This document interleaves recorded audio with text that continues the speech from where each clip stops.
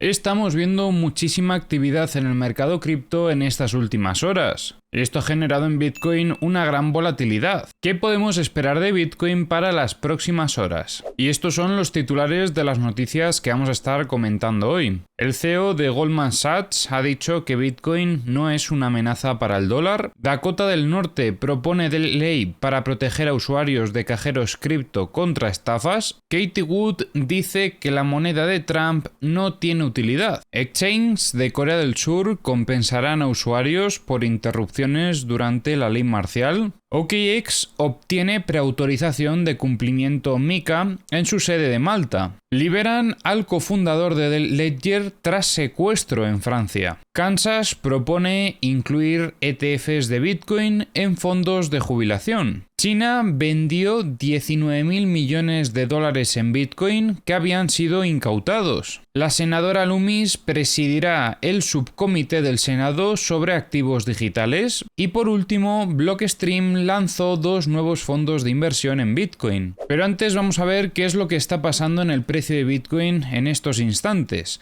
Recordemos que anteriormente estuvimos trabajando esta estructura, una estructura que ya tuvo la ruptura del equilibrio por la zona de resistencia e inició un desequilibrio alcista. Un desequilibrio alcista que no llegó muy lejos, ya que habíamos identificado sobre esta zona operativa presión vendedora que hacía que el precio frenase este movimiento alcista. Y a partir de ahí, después de trabajar un par de estructuras, definíamos cómo esta finalmente iba a ser la estructura que tendríamos que estar trabajando durante los siguientes días. Como veis, continúa desarrollándose. Ya en el vídeo de ayer habíamos comentado cómo el precio tuvo un intento de ruptura de la zona de resistencia y reingresaba posteriormente. Definíamos, por lo tanto, esta zona como un uptrust en los 107.259 como una potencial zona para buscar liquidez en el futuro.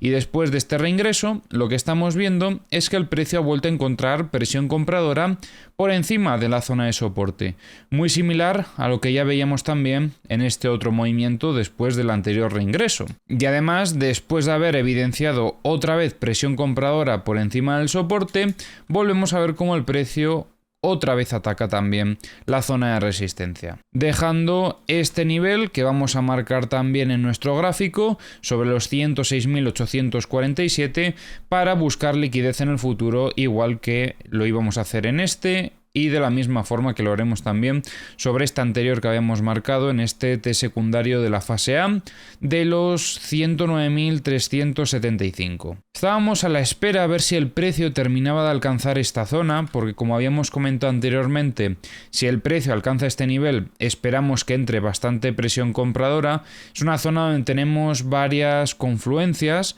y bueno, finalmente no lo ha alcanzado porque estamos viendo esa presión compradora, que a su vez es una muestra de fortaleza importante, porque que el precio no alcance el nivel de soporte lo que nos demuestra es que está entrando presión compradora sobre estos niveles, impidiendo que el precio continúe con ese movimiento bajista. Por lo tanto, durante el desarrollo de esta fase B también estamos viendo señales de fortaleza, igual que comentábamos que habíamos visto sobre la fase A. ¿Qué sucede? Que estamos viendo muchos inputs alcistas, estamos viendo señales de fortaleza que podrían llegar a generar incluso una operativa de fallo estructural, donde la única operativa que podamos tener sea tras la ruptura en el movimiento de consolidación. Solamente aquí será donde podríamos evaluar compras para valorar una continuación alcista, porque viendo toda esta presión compradora de fondo, se está abriendo la oportunidad a que el precio no tenga ese movimiento de limpieza que solemos buscar, que como habíamos comentado en vídeos anteriores, sería interesante buscar liquidez por debajo de estos 99.457, que es la zona del soporte, o incluso sobre esta otra zona de aquí que tenemos en los 97.323. Pero como ya comentábamos ayer, esto quizás nos pilla un poco lejos de lo que es la estructura y bueno, viendo estas condiciones del mercado, pues va cayendo la probabilidad de que el precio pueda visitar este nivel. Pero en caso de que lo haga para buscar liquidez, sí que sería otro setup también muy bueno, porque sumaríamos este movimiento de limpieza a todos los inputs alcistas que hemos tenido. Lo único único negativo que podríamos decir de estas últimas horas es que estamos viendo aquí una vela que tiene bastante mala pinta en el corto plazo por el rechazo que ha tenido sobre zona de resistencia y sobre la zona del VWAP semanal, que está dentro de la estructura, como podéis ver. Y además con un pico de volumen también considerable, destacando frente a todo lo que tenemos. Me recuerda mucho a esta otra vela que tuvimos anteriormente y hay que entender también un poco las condiciones del mercado, y es que hoy hemos tenido muchos comentarios sobre Bitcoin y eso, queráis que no, también ha generado bastante volatilidad. Así que vamos a esperar unas cuantas horas también para que nos pueda confirmar si estas muestras de debilidad son las que estamos viendo ahora mismo en el gráfico o si simplemente fue esa volatilidad del corto plazo. Que al final el corto plazo es lo que tiene, que es que hay mucho ruido. Y ahora, como siempre, vamos a revisar las herramientas. Ya sabéis que tenéis en la descripción del vídeo los enlaces a todas las herramientas que utilizo y comenzamos revisando los mapas de liquidaciones de Trading Different, donde estamos viendo bastante liquidez en zona de shorts, en estos 107.405, y en zona de longs vemos un poco de liquidez en los 98.753. Respecto a liquidez de 100x, vemos bastante en estos 107.300, liquidez de 50x en estos 107.415, liquidez de 25x tenemos desde los 107.275 hasta los 108.430,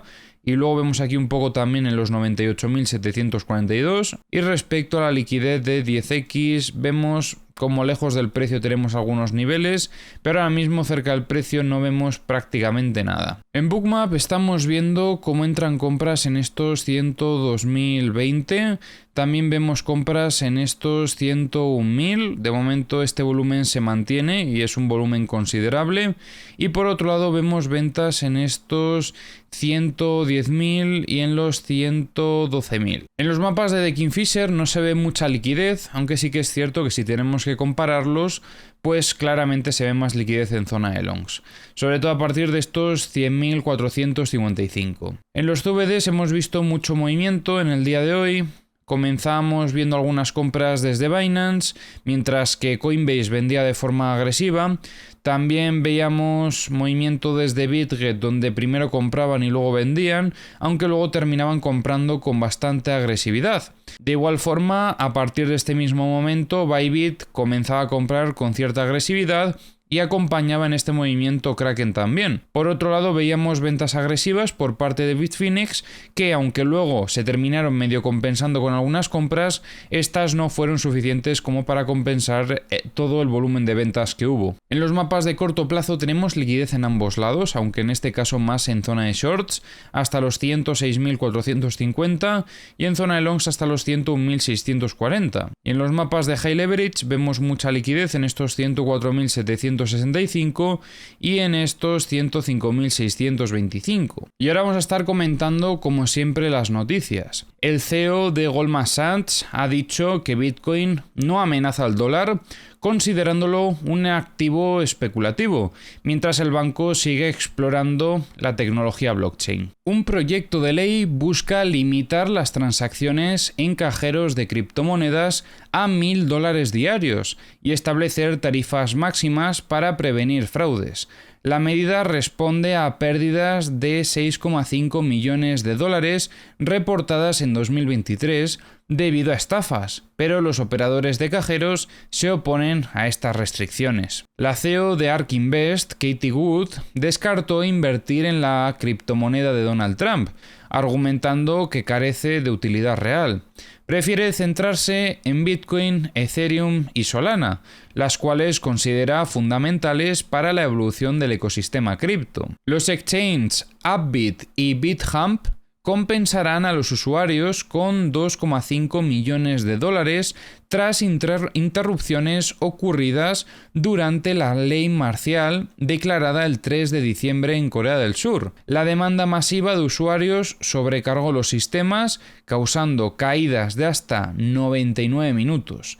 Las autoridades están exigiendo mejoras para prevenir futuros problemas. La plataforma de criptomonedas OKX recibió la preautorización del regulador financiero de Malta para cumplir con la normativa MiCA de la Unión Europea. Esta autorización le permite operar bajo estándares más estrictos de cumplimiento, fortaleciendo su presencia en el mercado europeo. David Vallant, cofundador de Ledger, fue liberado tras ser secuestrado en Francia durante varios días. Aunque no se han revelado detalles sobre los secuestradores, el incidente resalta la creciente preocupación por la seguridad de figuras clave en el sector cripto. Legisladores de Kansas están evaluando incluir Bitcoin en los fondos de jubilación estatales. La propuesta ha generado debate, con críticos señalando la volatilidad de Bitcoin, mientras que los defensores ven una oportunidad para diversificar y crecer a largo plazo. Se informa que China ha vendido aproximadamente 19.000 millones de dólares en Bitcoin, confiscado en operaciones contra delitos financieros. La venta masiva ha generado especulaciones sobre su impacto en el mercado global. La senadora Cynthia Lummis presidirá un subcomité del Senado de Estados Unidos centrado en activos digitales. Su enfoque busca establecer regulaciones claras para el mercado cripto, fomentando la innovación mientras se protege a los consumidores. Y por último, la empresa Blockstream ha lanzado 2 nuevos fondos de inversión dirigidos a instituciones financieras, permitiéndoles exposición segura a Bitcoin. Esta iniciativa busca atraer capital institucional al mercado cripto con soluciones de almacenamiento seguro. En Ethereum seguimos viendo lo mismo que en días anteriores, mantiene el equilibrio dentro de la estructura y hasta ahora no tenemos mucho más que comentar porque es que no nos está diciendo nada el precio, se mantiene en un equilibrio sobre la zona media de la estructura, quizás un poquito por debajo, pero bueno, esto va en línea con las señales de debilidad que ya hemos comentado anteriormente, como por ejemplo que el precio no había sido capaz de alcanzar la parte alta de la estructura. Pero bueno, aparte de estas muestras de debilidad no hay mucho que comentar, mantiene el equilibrio sobre la estructura y hasta que no veamos algún tipo de ataque sobre zona de extremos no podremos sacar más conclusiones que las que ya hemos sacado anteriormente. Mientras tanto, en los mapas de liquidaciones de Ethereum estábamos viendo algunos niveles con bastante liquidez. Si filtramos vemos cómo tenemos ahora mismo una zona operativa muy cargada desde los 3.128 hasta los 3.090, eclipsando por completo el resto de niveles. Si hacemos un poco de zoom, pues como veis aparecen algunos más, pero no es tanta la cantidad de liquidez que estamos viendo si lo comparamos con lo que veíamos abajo. Aunque como veis hay bastante en general en zona de shorts. Tenemos por ejemplo los 3.395, 3.420 y desde los 3.450 hasta los 3.495. Si nos centramos en la liquidez de 100x no veo ningún nivel destacable. Liquidez de 50x tenemos mucha en estos 3.375 y en estos 3.395. Respecto a la liquidez de 25x, pues bueno, es sobre todo la que eclipsa a estas zonas operativas. Podríamos destacar estos 3.118 y respecto a la liquidez de 10x pues una situación bastante similar. De momento como veis lejos del precio de la liquidez, pero estamos viendo por ejemplo a partir de estos 3.537 en adelante. En Bookmap estábamos viendo volumen de compras en los 3.150, estas compras ya las han retirado y entra un poquito de ventas en los 3.400. Y en los mapas de liquidaciones de The Kingfisher no estamos viendo casi nada de liquidez, solamente un poco en zona de longs en estos 3.040.